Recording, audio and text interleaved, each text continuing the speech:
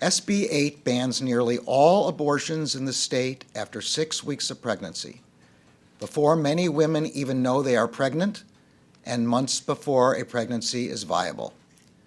It does so even in cases of rape, sexual abuse, or incest.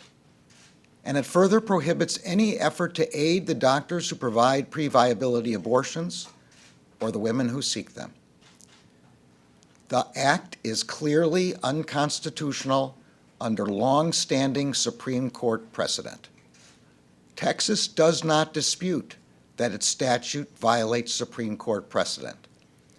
Instead, the statute includes an unprecedented scheme to, in the Chief Justice's words, quote, insulate the state from responsibility, close quote. It does not rely on the state's executive branch to enforce the law, as is the norm in Texas and everywhere else. Rather, the statute deputizes all private citizens, without any showing of personal connection or injury, to serve as bounty hunters.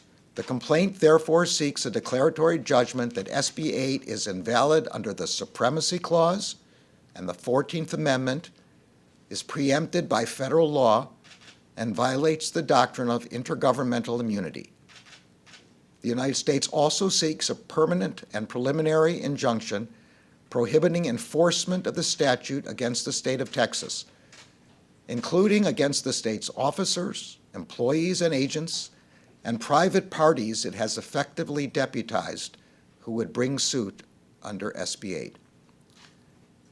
The Department of Justice has a duty to defend the Constitution of the United States and to uphold the rule of law. Today, we fulfill that duty by filing the lawsuit I have just described.